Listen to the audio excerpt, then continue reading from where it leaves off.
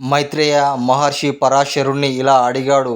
ప్రియవ్రతుని, అతని కొడుకులకు సంబంధించిన రాజచరిత్ర వినాలని ఉంది అని అడగగా, సరే అని ఇలా చెప్పసాగాడు పరాశర మహర్షి. స్వయంభూ ఆనందుడైన ప్రియవ్రతుని భార్య కుక్ష, ఆమె కర్దమ ప్రజాపతి కూతురు. ఆ దంపతులకు 10 మంది కొడుకులు. వారిలో అగ్నిధ్రువుడు, మేధాతిథి, వపుషాత్ముడు, జ్యోతిష్మతుడు, ద్యుతిమంతుడు, హవ్యవుడు, సవనుడు, మేధుడు, అగ్నిబాహువు పుత్రులు.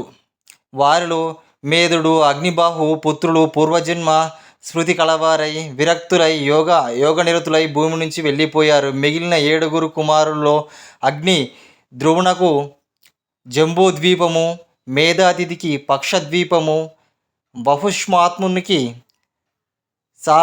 సలిల్మి, జ్యోతిష్మాంతునికి కుశదీపము, ద్యుతిమంతునికి క్రౌచ్చ ద్వీపము, హవ్యవునికి శాఖాదీపము, సవనునికి పుష్కర దీపము ఇచ్చి రాజ పట్టాభిషక్తులను చేశారు. వారు ఇంద్ర మిత్రులై సప్తద్వీపాలను ఎదురులేని పరాక్రమాలతో ధర్మ మార్గంగా పరిపాలిస్తూ ఉన్నారు. జంబూద్వీప అధిపతి అయిన అగ్నిధ్రువునకు 9 మంది కొడుకులు. నాభే కింపురుషుడు, హరివర్షుడు, ఇలవృత్తుడు, రమ్యుడు, హిరణ్యాక్షుడు, భద్రాశ్వుడు, కేతుమాలుడు అని వారి పేర్లు.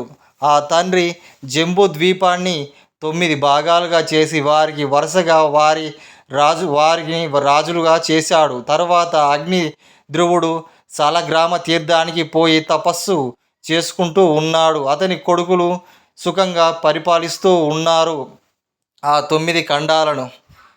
నాభి హిమగిరి దక్షిణ భాగంలో ఉన్న భూమికి అధిపతి అయ్యాడు. అతని కొడుకు శత్రుభంజనుడై ప్రభంజనుడై భూమిని పరిపాలిస్తూ ఇంద్రునికి ప్రీతికరంగా యజ్ఞాలు యాగాలు చేస్తూ కీర్తిని ఆర్జించాడు. వారి పేరు మీదనే నాభి వర్ష అనే ప్రాంతానికి భరతఖండం ప్రసిద్ధమైంది. వారి తండ్రి భూభారమంతా కొడుకుపై ఉంచి తపస్సు చేసుకునడానికి వెళ్ళిపోయాడు. భరతుడు చిరకాలం రాజ్యం పరిపాలించి కొడుకును సుమతికి పట్టాభిషేక్తుడు చేసి సాలగ్రామ క్షేత్రానికి వెళ్ళిపోయాడు. భరతుడు పతిని ఆరాధించే తను త్యాగం చేసింది తన భార్య. భరతుడు సుమతికి కలిగిన సుతుడు ఇంద్రజమునుడు. అలాగే భరతవంశం విస్తరించింది అని పరాశర మహర్షి చెప్పాడు. మైత్రేయుడు విని, సరే ఇక భూమండల వైశాల్యాన్ని, సప్తద్వీప చరిత్ర, నది సాగర విస్తీర్ణత విషయాల గురించి, సుర గంధర్వ నగర వృత్తాలను వినాలని ఉంది, చెప్పండి అని అడిగాడు మైత్రేయుడు పరాశర మహర్షిని. శిష్య విను అంటూ చెప్పసాగాడు. 7 ద్వీపాల చుట్టూ లవణాలు, ఇక్షులు, సురాలు, సర్పాలు, దితి, క్షీర, జల సముద్రాలు ఉంటాయి. అవి ఒకదానికి ఒకటి రెండింతల విస్తీర్ణత కలిగి ఈ ద్వీపాల నడుమన ఉన్నది జంబూద్వీపము. దాని మధ్యలో ఉన్నది మేరు పర్వతం. అది యక్ష కిన్నర్వ గాంధర్వ తపస్సు దేవతల నివాస స్థలముగా చెప్పదగినది. దానికి దక్షిణముగా హిమగిరి, హేమకుటము, నిషీధ పర్వతము తూర్పు పడమర దిక్కులుగా వ్యాపించి ఉన్నాయి.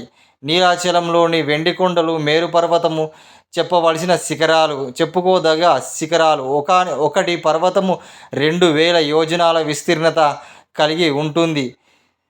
దక్షిణమున భాగము కలిగి ఉంటాయి.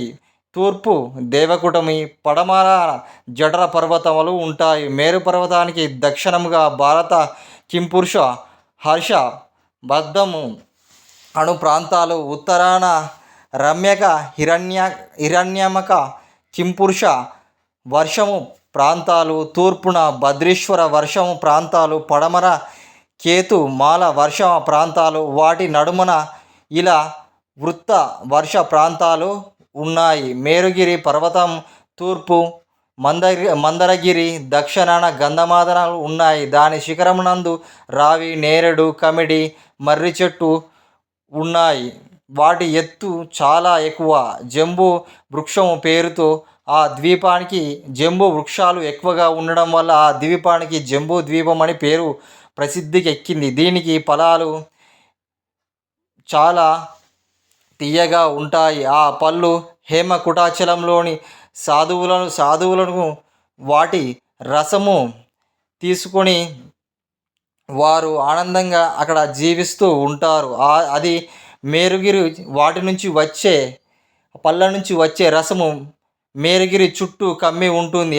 దాని ప్రవాహము జంబూనాదం అని పేరు పొందింది. ఆ ఫలరసము త్రాగుతూ అక్కడ ఉండే వారు ఏళ్ళనాటి ఎలాంటి రోగాలు రాకుండా, ముసలితనము అంటూ ఉండకుండా హాయిగా జీవిస్తూ ఉంటారు. దేవతలు సాటిగా సుఖంగా ఉంటారు. ఇంకా విశేషం ఏమిటంటే ఆ ఫలరసం తాగిన మన్ను బంగారం అవుతుంది. ఆ కారణం వల్ల ఆ బంగారము జంబూనాదము అని ఒక చక్కటి పేరు కలిగి ఉంది. చైత్ర రథము గంధమాదనం, వైభ్రజితము, నందనము అనే ఉపవనాలు, అరుణాధర, మహాపద్మ, నీలోదశ, మానసములు అనే సరస్సులు మేరుగిరి తూర్పున మొదలుకొని నలుదిక్కుల ఉండి దేవతలకు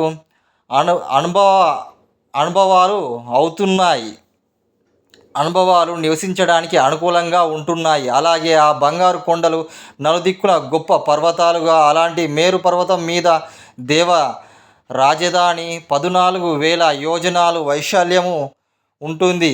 గోపుర భవనము త్రిజమ్నాగ్నమైనగా ఉంటుంది. విష్ణువు నుంచి బయలుదేరిన ఆకాశగంగ నలువైపులా సీత, అలకనంద, తక్షవు, భద్ర అనే పేర్లతో గలది. ఆ అమర రాజధాని నలుదిక్కులా వ్యాపించి ప్రవహిస్తూ ఉంటుంది గంగాదేవి.